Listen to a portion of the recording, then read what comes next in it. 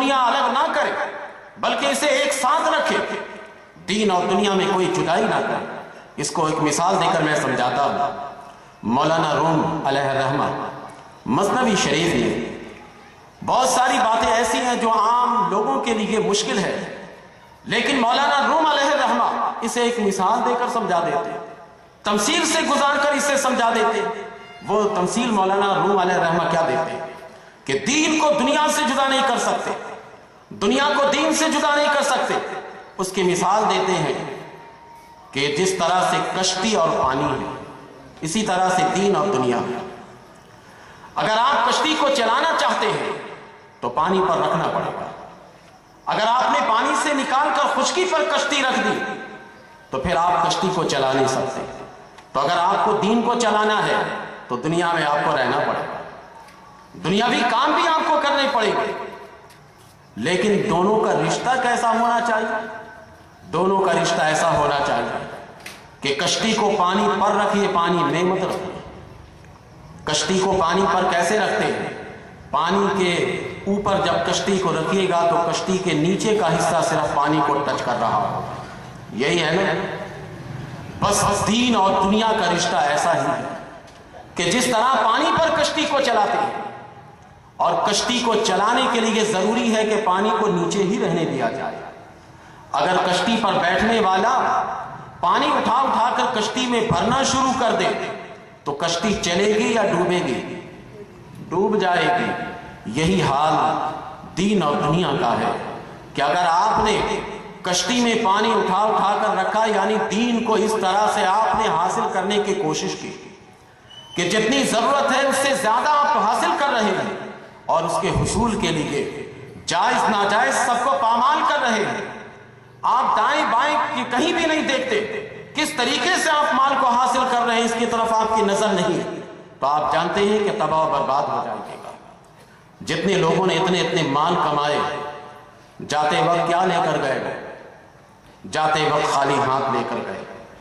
علامہ اسماعیل حقی بریلوی رحمۃ اللہ تعالی علیہ نے بڑی اچھی مثال دی، کہا کہ یہ انسان جب دنیا میں آتا ہے، ہوس کو مٹھی میں بند کر کے آتا ہے، لالچ کو مٹھی میں بند کر کے آتا ہے، پتہ نہیں کیا کیا تمناؤں کو لے کر مٹھی میں بند کر کے آتا ہے۔ اسی وجہ سے جب بچہ پیدا ہوتا ہے تو بچے کی مٹھی بند ہوتی ہے، بچے کی مٹھی کو کھولیے گا پھر وہ بند کر لے گا، لیکن وہی بچہ اگر 1 گھنٹے کے بعد انتقال کر جائے تو وہ مٹھی کو خود کھول دے گا، پھر مٹھی بند نہیں کرے گا، پھر مٹھی کھول دیتا ہے۔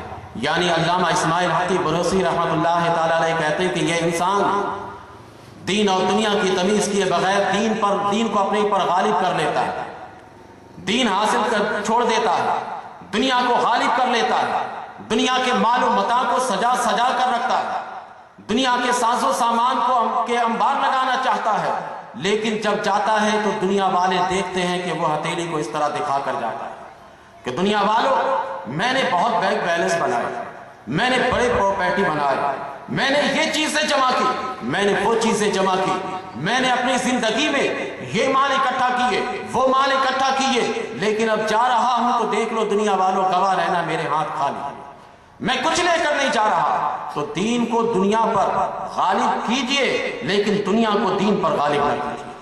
اگر آپ نے یہ کام کیا تو کشتی کی طرح آپ کا دین غرق ہو جائے گا، پھر نہ آپ دین کے رہیں گے نہ دنیا کے رہیں گے۔ اور آپ کے سامنے مثالیں موجود ہیں، بڑے بڑے بادشاہان جو دولت کے انبار لگا گئے، دولت کے ڈھیر لگا کر گئے، ساتھ میں کیا لے کر گئے؟ کچھ بھی لے کر نہیں گئے۔ اگر ساتھ ان کے گیا ہے تو صرف اور صرف ان کا اپنا اعمال ساتھ گیا ہے۔ نبی کریم علیہ السلام نے ایک دفعہ بکری ذبح کرنے کے بعد اس کے گوشت کو تقسیم کرنا شروع کیا، اور کرتے کرتے دوسرے گھر کے افراد بھی شریک تھے، تقسیم کر رہے تھے۔ سرکار نے پوچھا، اے عائشہ گوشت تقسیم ہو گیا، کچھ بچا ہے؟ کہنے لگی حضور بس ایک شانی کے علاوہ اور کچھ بھی نہیں بچا۔ سرکار نے فرمایا کہ عائشہ میں نے تو یہ پوچھا تھا سمجھانے کے لیے، یوں کہو کہ ایک شانہ وہ ہمارے پاس ہے، وہ نہیں بچا، باقی سب بچ گیا ہے، کیونکہ جو ہم نے تقسیم کر دیے، جو ہم نے بانٹ دیے گوشت، وہی ہمارے لیے ہے، جو ہم کھائیں گے ختم ہو جائے گا، لیکن جو ہم نے تقسیم کر کے لوگوں کو دے دیے وہ باقی رہے گا۔ تو دین اور دنیا میں توازن رکھیے، دنیا کو کمانے کی خاطر دین کو نہ گوا دیجیے، دین کو تباہ برباد کر کے نہ رکھ دیجیے۔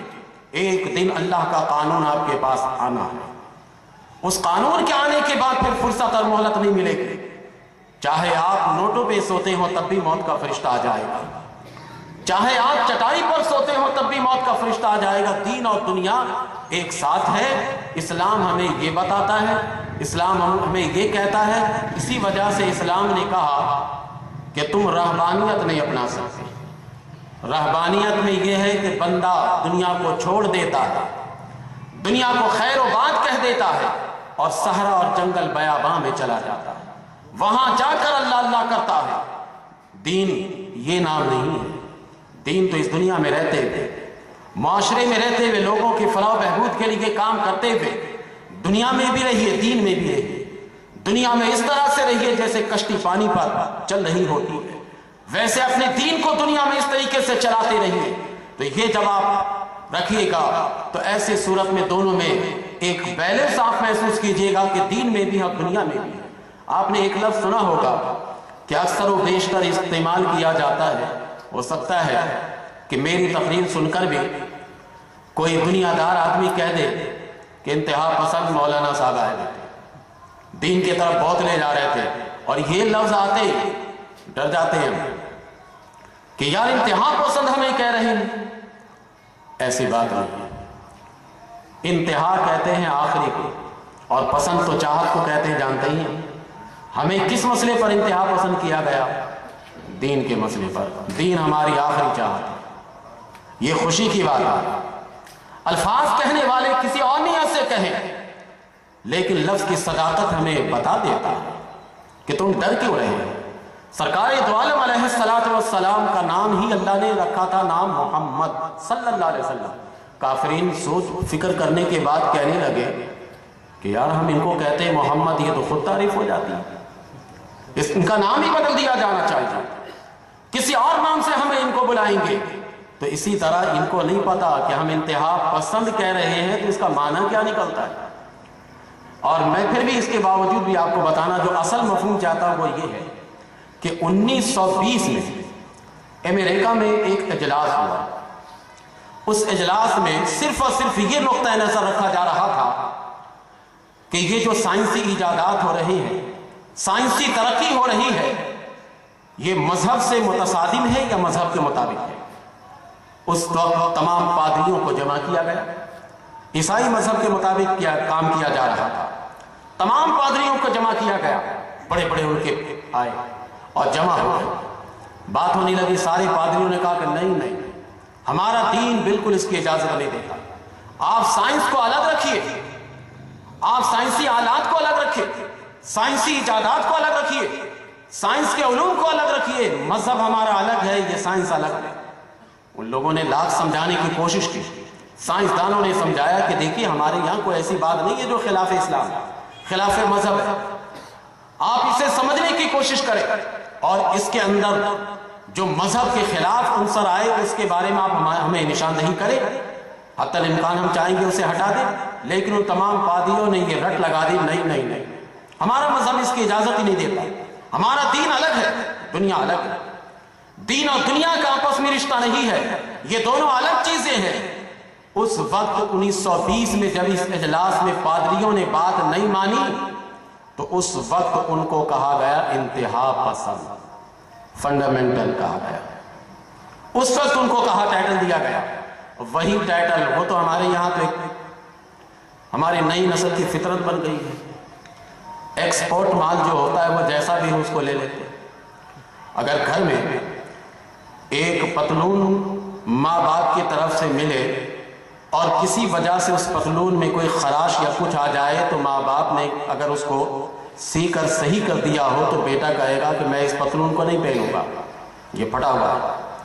لیکن یہی ایکسپورٹ ہو کر اگر آ جائے تو شوق سے پہنیں گے پھٹے ہوئے پتلون کو، جوڑ لگائے ہوئے پتلون کو شوق سے پہنیں گے اور سمجھیں گے کہ یہ فیشن ہے، کیونکہ باہر سے آ رہا ہے، باہر سے جو بھی آ جائے فیشن ہے۔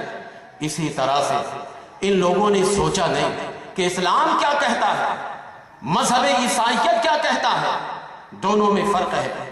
اگر مسلم دانشوروں کو یکجا کیا جائے، مسلم علماء کو یکجا کیا جائے اور اجلاس میں بیٹھایا جائے اور ان سے پوچھا جائے کہ آپ ہی بتائیے کہ اسلام اور سائنس میں کوئی تصادم ہے، تو فوراً علماء کہیں گے تصادم نہیں، اتفاق ہے۔ ہم یہ نہیں کہتے کہ تصادم ہے، اس وجہ سے علماء نے اجلاس نہ ہونے کے باوجود کتابیں لکھ دی، اسلام اور سائنس، کہ یہ دونوں الگ الگ چیز نہیں ہے۔ اللہ کی کتاب میں سائنس کا ذکر بھی ہے، اللہ کی کتاب میں یہ تمام فارمولے موجود ہیں اشارہ و کنایات میں۔ اگر آپ کی پہنچ وہاں تک ہے تو آپ اس کا مطالعہ کریں۔ اسلام اس سے جدا نہیں کرتا، لیکن یہ سب کچھ ہوا نہیں، ذرا ذرا سی بات پہ کہہ دیتے یعنی مسجد کے امام خطیب جو ہوتے ہیں نا، آج کل کے علماء یہ انتہا پسند ہو گئے، یہ کہہ دیتے دھڑانے سے، حالانکہ ہمارا یہ مقصد ہرگز نہیں کہ یہ دونوں الگ ہے، بلکہ دین اور دنیا یکجا ہے، اور یہی اسلام کی عالمگیریت کا ثبوت ہے۔ اگر صرف دین پر اسلام روشنی ڈالتا تو دنیا دار کہتے ہیں کہ عالمگیریت کہاں، اگر دنیا پر صرف روشنی ڈالتا اسلام، دیندار لوگ کہتے کہ پھر دین پر کہاں روشنی ہے، پھر عالمگیریت کہاں ہے۔ انسان کی زندگی دو ہی حالت ہے اس کی، یا تو دینی حالت ہوگی یا پھر دنیاوی حالت ہوگی۔ اسلام ان دونوں پر روشنی ڈالتا ہے۔ نبی کریم علیہ السلام نے جہاں رات میں تہجد کی نماز ادا کی، وہاں دن میں آپ نے تجارت بھی تو کی۔ نبی کریم علیہ السلام نے جہاں پر روزے رکھے، وہاں پر سرکار دو عالم علیہ السلام کھانے کا سامان بھی تو یکجا کیا ہے۔ سرکار دو عالم علیہ السلام نے یہ ساری چیزیں یکجا کر کے ہمیں بتایا کہ یہ چیزیں عالمگیریت کی طرف لے جاتی ہیں تمہیں، تو یہ اسلام کی عالمگیریت کی بہترین تیسری دلیل ہے۔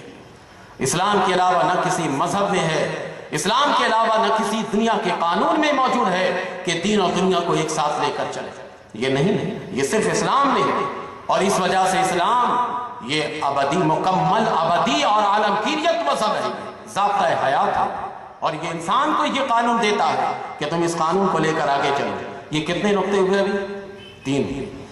نمبر 4 یہ ہے کہ اسلام یہ چاہتا ہے کہ آپ داخلی شعبہ حیات پر زیادہ زور ڈالیے، خارجی جو شعبہ حیات ہے اس کے بنسبت داخلی شعبہ حیات پر زیادہ روشنی ڈالیے، آپ اہمیت دیں۔